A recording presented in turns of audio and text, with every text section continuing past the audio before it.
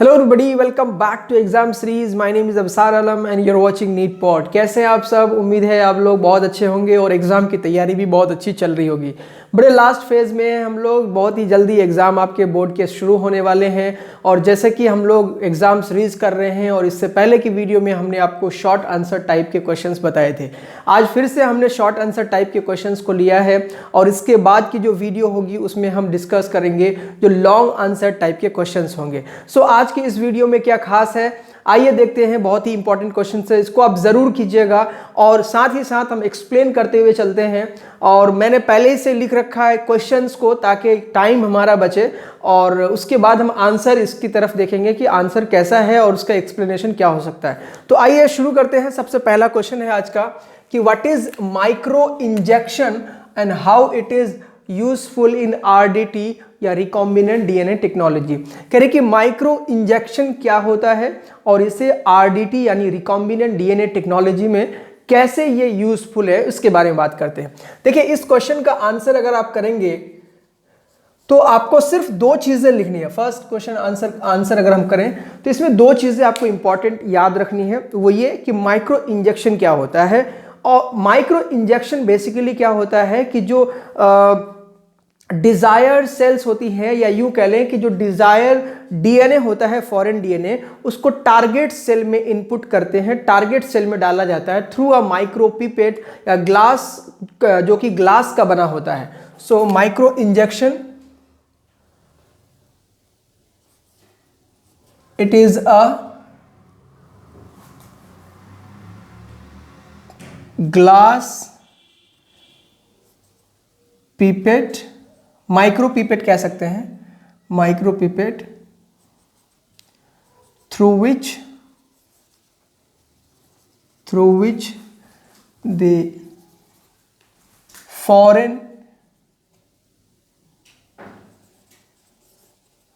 foreign DNA is injected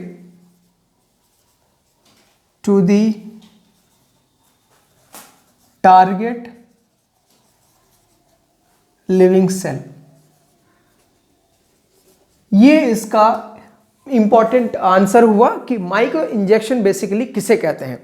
और micro injection के tip पे हमारा टारगेट सेल या यूं कह लें कि इस तरह से डिजाइन होता है कि उसको हम लाइव सेल में या लिविंग सेल में इंटर कर देते हैं। इसका फायदा क्या है कि हम ये चाह रहे हैं कि हमारे पास जो माइक्रो ऑर्गेनिज्म या कोई ऑर्गेनिज्म है जिसके डीएनए में जेनेटिक मटेरियल में हमें ऑल्टरेशन करना है या हम ये चाह रहे हैं कि डिजायर जीन उसमें इनपुट हो, तो उसके लिए हम लोग माइक्रो इंजेक्शन के द्वारा ये प्रोसेस करते हैं। देखिए, फॉर एग्जांपल मान लीजिए आपके पास एक काऊ है जो जर्सी काऊ है, जो जनरली जो दूध देती है वो बहुत ज़्यादा देती है, let's say 15 to 20 litres per day देती है। और जो नॉर्मल देसी गाय होती है वो 1 से 2 लीटर की दूध देती है। लेकिन अब आप चाह रहे हैं कि कोई जर्सी काऊ वाला जो जीन है वो हमारे देसी काऊ में इंटर कर दिया, यानी इंटर हो ताकि देसी जो काऊ है उससे हमको फ़ायदा हो ज़्यादा मिल्क के प्रोडक्शन का। तो इसके लिए हम लोग क्या करते हैं कि ये इसके दो तरीके हैं। एक तो ये है कि क्रॉस हाइब्रिडाइजेशन कराते हैं, यानी देसी काऊ और जर्सी काऊ के बीच से जो नस्लें मिलती हैं उसके बीच में हम लोग हाइब्रिडाइजेशन कराते हैं। एक वो तरीका है। दूसरा तरीका ये है कि किसी जीन में हम ऑल्टरेशन कर दें, डिज़ायर जीन को इनपुट करें और उससे हमारा प्रोडक्शन बढ़ जाए। इसके अलावा और भी एग्जाम्पल है, जैसे आपने नाम सुना होगा बीटी कॉटन का, वो भी एक ऐसा जीएमओ का एग्जाम्पल है जिसमें जीन को अल्टर किया जाता है। आइए, सो इसका यूज़ ये है कि हम रिकॉम्बिनेंट डीएनए टेक्नोलॉजी की सहायता से जो भी प्रोडक्ट बनाते हैं उसमें माइक्रो इंजेक्शन का इस्तेमाल किया जाता है। अब दूसरा क्वेश्चन की तरफ बढ़ते हैं। What is gene mutation and what is its role in organic evolution. पहले तो ये समझिए, आंसर नंबर 2 है और वो कह रहे हैं कि जीन म्यूटेशन क्या है। सो जीन म्यूटेशन, अगर जीन म्यूटेशन की बात करें तो ऑल्टरेशन ऑफ जीन, या यूं कह लें कि जो डीएनए के बेस पेयर्स में या डीएनए में जो हम लोग चेंज करते हैं, ऑल्टरेशन करते हैं, उसे हम लोग जीन म्यूटेशन कहते हैं। सो म्यूटेशन इन डीएनए और जीन। म्यूटेशन की हिंदी होती है उत्परिवर्तन, बदलाव। तो mutation what do you mean by what is gene mutation, यानी जीन में बदलाव की प्रक्रिया को हम लोग जीन म्यूटेशन कहते हैं। और इसका जो इस्तेमाल होता है, यानी जीन को अल्टरेशन करने के बाद हमें इवोल्यूशन में बहुत बड़ी हेल्प मिलती है। ऑर्गेनिक इवोल्यूशन यानी जो कार्बनिक विकास है या जो इवोल्यूशन का प्रोसेस है उसमें हेल्प होता है। जैसे बहुत सारे ऐसे केसेस आपको मिल जाएंगे जहां पे जीन को अल्टर करके जीन को म्यूटेशन में डाल करके म्यूटेट करके आप ऑर्गेनिक इवोल्यूशन में हेल्प लेते हैं। So gene mutation is nothing but the change in the gene or the DNA sequences, इसी को हम लोग जीन म्यूटेशन कहते हैं। नेक्स्ट क्वेश्चन की तरफ बढ़ते हैं। जो थर्ड क्वेश्चन है, what do you mean by sewage, describe the role of microbes in sewage treatment. तो यहां पे आंसर नंबर 3 आपका अगर हम देखें तो सीवेज क्या है, बेसिकली जो वेस्ट आपके डोमेस्टिक सीवेज होता है या डोमेस्टिक वेस्ट होता है या वेस्ट फ्रॉम द म्यूनिसिपैलिटी, इससे जो वेस्ट आते हैं उसी को हम लोग सीवेज कहते हैं। सो डोमेस्टिक वेस्ट और municipality waste is known as sewage. ये इसको वाहित मल बोलते हैं हिंदी में, यानी घरेलू जो उत्सर्जी पदार्थ होते हैं, उत्सर्जी होते हैं या म्यूनिसिपैलिटी से जो रिलीज हुए उत्सर्जी पदार्थ उत्सर्जी होते हैं उसे हम लोग क्या बोलते हैं, सीवेज बोलते हैं या वाहित मल बोलते हैं। अब इसमें जो दूसरा क्वेश्चन में जो दूसरा पोर्शन पूछा गया है कि describe the role of microbe in sewage treatment, तो इसमें क्या है कि जो माइक्रोब्स होते हैं, जनरली जो बैक्टीरिया होते हैं और स्पेशली जो एरोबिक बैक्टीरिया होते हैं, उनका इस्तेमाल इसमें किया जाता है। जो बेसिकली ऑर्गेनिक या एरोबिक बैक्टीरिया होते हैं वो ऑर्गेनिक मटेरियल को ब्रेक डाउन करते हैं और अल्टीमेटली जो वाटर को रिसाइकिल करने में यानी बाई प्रोडक्ट्स के रूप में कार्बन डाइऑक्साइड या H2O मिलता है। सो आपके पास जो आंसर हुआ वो ये हुआ कि sewage is the waste water release from the domestic waste और म्यूनिसिपैलिटी, इसको हम लोग बोलते हैं sewage. And the treatment of the sewage is done by the bacteria or the microbes, in which the microbes are being used to remove or to break down the organic molecules into the simpler molecules, so that from which carbon dioxide और water में release, यानी चाहे हम water को लें या carbon dioxide लें या और भी बाई प्रोडक्ट्स हैं उसका दोबारा से हम उपयोग कर सकें, उसी में जो माइक्रोब्स का है वो इस्तेमाल किया जाता है, उसका यूज किया जाता है। सो नेक्स्ट क्वेश्चन की तरफ बढ़ते हैं और क्वेश्चन है what is restriction endonuclease and what is it's significant in genetic engineering. यानी आंसर नंबर 4 अगर हम लोग देखेंगे तो कह रहे हैं कि रेस्ट्रिक्शन एंडोन्यूक्लियस किसे कहते हैं। रेस्ट्रिक्शन एंडोन्यूक्लियस बोला है तो मैं पहले यह लिख लेता हूं रेस्ट्रिक्शन एंजाइम क्या होते हैं। रेस्ट्रिक्शन एंजाइम, देखिए रेस्ट्रिक्शन एंजाइम जो है ये 2 टाइप के होते हैं, एक को बोलते हैं एक्सोन्यूक्लियस और दूसरा होता है इंडोन्यूक्लियस।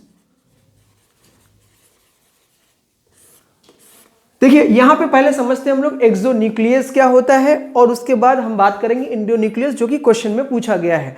तो कह रहे हैं कि जो एक्सोन्यूक्लियस होते हैं ये जो टर्मिनल छोर पे बॉन्ड पाए जाते हैं डीएनए में, उसको काटने के लिए या उसको रिमूव करने के लिए, यानी जो टर्मिनल स्टेज पे या छोर पे स्थित होते हैं उसको एक तरीके से मॉलिक्यूलर सीजर की तरह काम करता है। वहीं पे अगर इंडोन्यूक्लियस की बात करें तो it cuts at the specific location of the DNA, यानी किसी भी यानी कट करता है, cuts the DNA at specific location.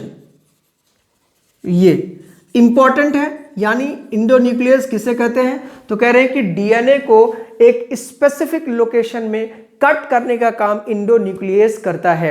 और वहीं अगर एक्सोन्यूक्लियस की बात करें तो ये टर्मिनली जो डीएनए होता है टर्मिनल छोर पे उसको काटने का काम करता है।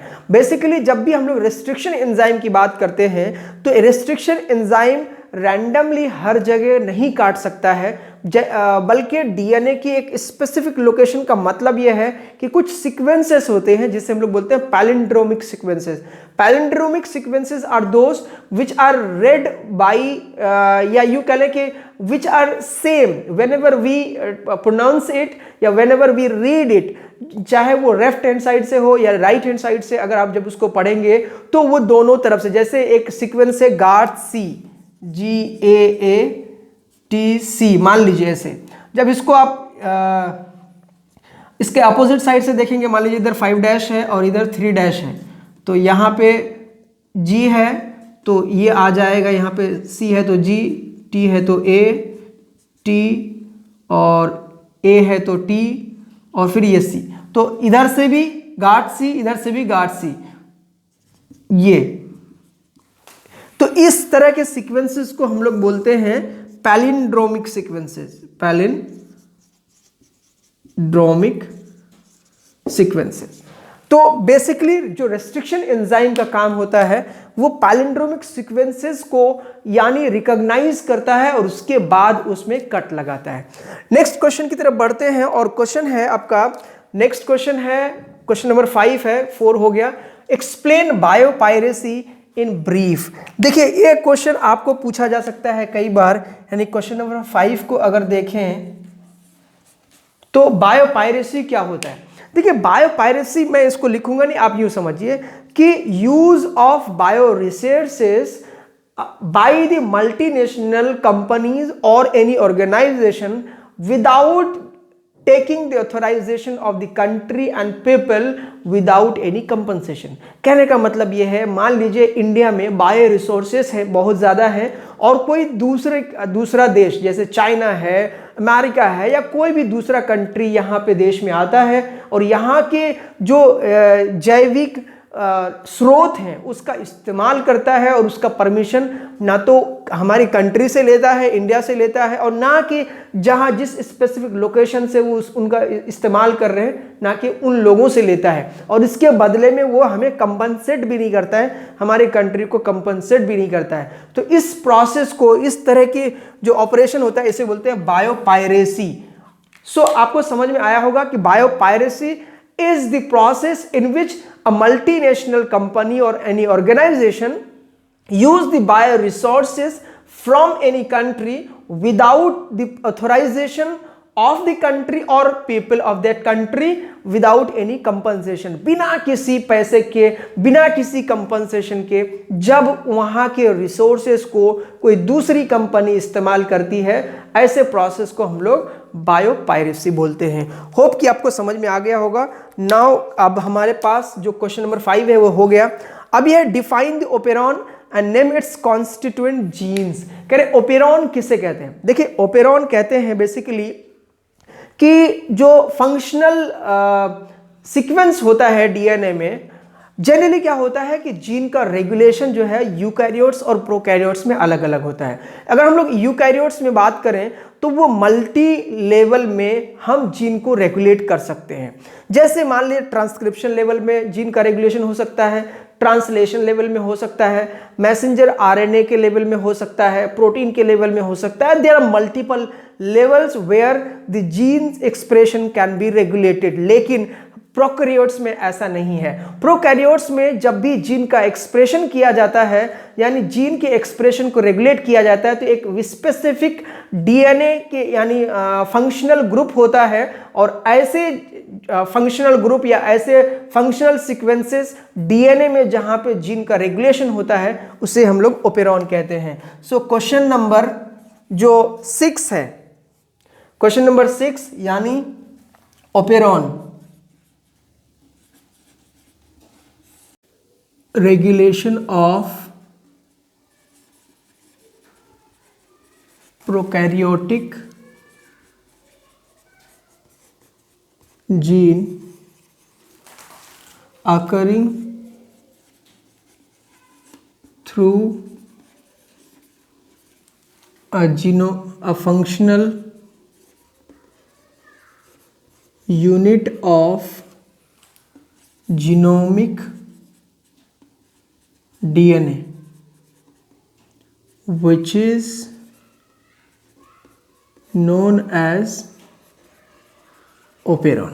सो आपने देखा ओपेरॉन किसे कहते हैं। जैसे हमने कहा कि ओपेरॉन जो होता है, जब हम लोग प्रोकैरियोट्स में जीन के रेगुलेशन को करते हैं, प्रोकैरियोटिक जीन का रेगुलेशन करते हैं, तो उस केस में डीएनए का जो फंक्शनल यूनिट होता है वो ओपेरॉन कहलाता है। इसमें बेसिकली क्या होता है कि स्ट्रक्चरल जीन होते हैं और एक मैकेनिज्म होती है।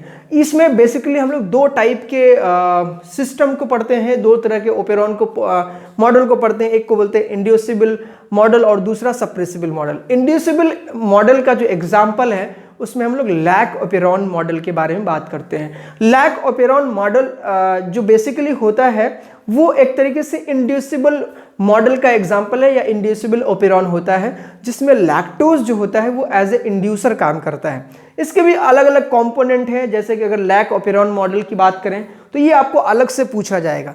सिंपली अगर आपको ओपेरॉन के बारे में पूछा जा रहा है, उसके कॉन्स्टिट्यूएंट जीन्स के बारे में पूछा जा रहा है, जैसे कि यहाँ पे पूछा गया है क्वेश्चन नंबर 6 में, ओपेरॉन को डिफाइन कीजिए, तो आपको इतना लिखना है। उसके बाद होता है नेम इट्स कॉन्स्टिट्यूएंट जीन्स, इनके कॉन्स्टिट्यूएंट जीन्स कौन से होते हैं उसके बारे में बताना है।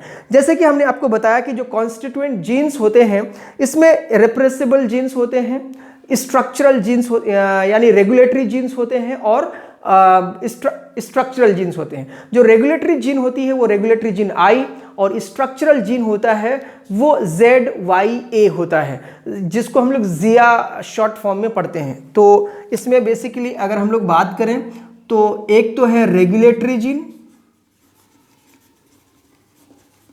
और दूसरा है स्ट्रक्चरल जीन।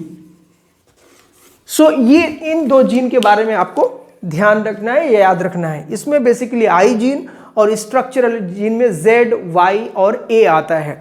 सो इस क्वेश्चन के बाद नेक्स्ट बढ़ते हैं हम लोग 7th क्वेश्चन पे कि what is function of histones in DNA packaging. So अब आइए इसको देखते हैं। सो अब देखते हैं क्वेश्चन नंबर 7 यानी आंसर 7 अगर हम लोग बात करें तो कह रहे हैं कि हिस्टोन्स का क्या काम होता है। हिस्टोन्स, देखिए हिस्टोन प्रोटीन्स जितनी होती हैं वो जनरली बेसिक नेचर की होती है। बेसिक, तो इसमें होता यह है कि हिस्टोन प्रोटीन्स ये बेसिक नेचर का होता है और आपको पता है जो डीएनए है इसमें नेगेटिव चार्ज होते हैं जो कि स्लाइटली एसिडिक होता है। तो इस हिस्टोन प्रोटीन के बेसिक यानी पॉजिटिव और डीएनए के नेगेटिव होने की वजह से तो डीएनए और इसमें जो हिस्टोन होता है ये एक दूसरे के साथ बिल्कुल एकदम पैकेजिंग में हेल्प करता है, यानी डीएनए को स्टेबिलिटी प्रोवाइड करता है कॉइलिंग में। क्योंकि आपको पता है डीएनए हमारे सेल से ज़्यादा हमारे इवन एक नॉर्मल बॉडी या नॉर्मल जो पर्सन होता है उसकी लंबाई से भी ज़्यादा लगभग 2 मीटर लंबा डीएनए होता है। और इतने छोटे से सेल्स में कैसे व्यवस्थित हो जाता है वो सिर्फ इसलिए होता है क्योंकि उसकी पैकेजिंग, उसकी जो कॉइलिंग होती है बहुत ही ज़्यादा सुपर कॉइलिंग होती है। और वो कॉइलिंग सिर्फ इसलिए होती है क्योंकि जो उसमें हिस्टोन प्रोटीन्स पाए जाते हैं, जो प्रोटीन्स होते हैं वो बेसिक नेचर के होते हैं। और आपको पता है डीएनए में नेगेटिव चार्ज और पॉजिटिव चार्ज दोनों एक दूसरे को ट्रैक करते हैं, जिसकी वजह से जो डीएनए की कॉइलिंग होती है वो सुपर कॉइलिंग हो जाती है और डीएनए अच्छी तरीके से पैक्ड हो जाता है। सो आपको आंसर मिल गया होगा क्वेश्चन नंबर 7 का कि हिस्टोन का डीएनए के पैकेजिंग में क्या काम है। नेक्स्ट क्वेश्चन की तरफ बढ़ते हैं तो इसमें है where the B cells and T cells are formed and how do they differ from each other. देखिए क्वेश्चन नंबर 8 है। अगर 8 की हम लोग बात करें तो इसमें बी सेल्स के बारे में बात करते हैं। तो B cells generally bone marrow में फॉर्म होता है, बोन मैरो में। और जबकि हम लोग टी सेल्स की बात करें तो इसका जो ओरिजिन है ये फॉर्म होता है थाइमस में। तो पहली बात तो ये ओरिजिन वाइज डिफर करता है एक दूसरे से, एक बोन मैरो में और एक थाइमस में।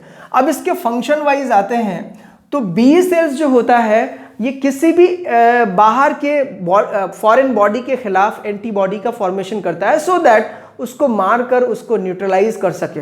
तो ये एंटीबॉडी का फॉर्मेशन करता है, सो प्रोड्यूस एंटीबॉडी, ठीक है। और टी सेल्स जो होता है help B cells in producing antibody. तो जनरली बी सेल्स और टी सेल्स का ये काम होता है। B cells origin wise bone marrow में, T cells origin wise thymus में, और बी सेल्स का काम होता है एंटीबॉडी को प्रोडक्शन करना। और एंटीबॉडीज का इस्तेमाल क्या होता है, फॉरेन पार्टिकल को, फॉरेन बैक्टीरिया को मारने के लिए, किल करने के लिए। और उसके सहयोगी सेल हैं टी सेल्स जो कि थाइमस में ओरिजिन होता है और वो बी सेल्स को हेल्प करता है। नेक्स्ट क्वेश्चन की तरफ बढ़ते हैं और वो क्वेश्चन नंबर है why are cyanobacteria consider useful in paddy field. धान की खेतों में इसे क्यों महत्वपूर्ण या लाभदायक माना जाता है। सो आंसर नंबर 9 या क्वेश्चन नंबर 9 में कहते हैं कि वाई आर साइनोबैक्टीरिया। देखिए साइनोबैक्टीरिया को धान की खेतों में इसलिए इंपॉर्टेंट माना जाता है कि साइनोबैक्टीरिया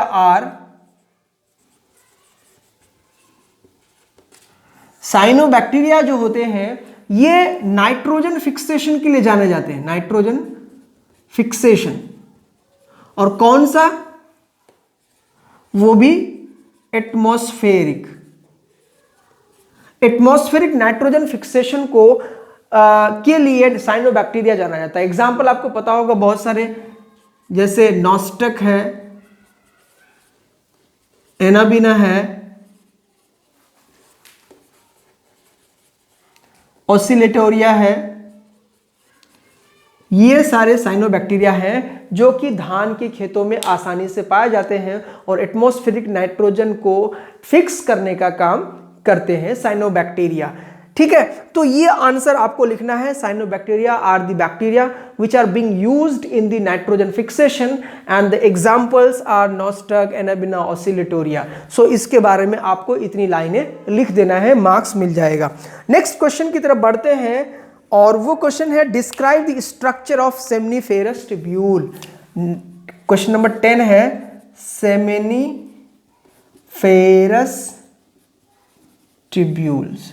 देखिए सेमिनिफेरस ट्यूब्यूल्स में हमारा डिटेल एक लेक्चर है, मैं आपको ये आई बटन पे आपको मिल जाएगा, मैं लिंक जो है वो डिस्क्रिप्शन भी शेयर कर दूंगा और आई बटन पे। इसके लिए जब मैं ह्यूमन रिप्रोडक्शन पढ़ा रहा था तब उसमें बिल्कुल एक डिटेल में या सेमिनिफेरस ट्यूब्यूल्स में या स्ट्रक्चर ऑफ जो हमारा स्ट्रक्चर ऑफ टेस्टिस जब हम पढ़ा रहे थे तब उसमें बहुत सारा डिटेल में दिया हुआ है। ये आपको प्रैक्टिस करना है, ये आपको 2-3 बार प्रैक्टिस करना है ताकि आपको डायग्राम याद हो। और सारा डिटेल जो है वापस से मैं यहाँ नहीं बताऊंगा, मैं आपको लिंक शेयर कर दूंगा उस वीडियो की और आप उस वीडियो को जाके देख सकते हैं। सो आज की इस वीडियो में हमने 10 क्वेश्चंस को लिया था शॉर्ट आंसर टाइप में। होप कि ये आपको हेल्पफुल हो और इसको आप ज़रूर करिएगा। साथ में बार बार मैं ये कहता हूँ कि आप सिर्फ इन्हीं क्वेश्चंस के भरोसे पे नहीं बैठना है, आपको क्वेश्चंस और भी तैयार करने हैं, लेकिन ये जो मैं क्वेश्चंस बता रहा हूँ इन क्वेश्चंस को आप प्रायोरिटी में रखेंगे ताकि आप इन सारे क्वेश्चंस में से अगर कुछ भी आता है तो ये आपसे छूटे ना और आपको फुल मार्क्स मिले। तो होप कि आपको वीडियो पसंद आई होगी। अगर पसंद आती है तो इसको दूसरों तक भी शेयर कीजिए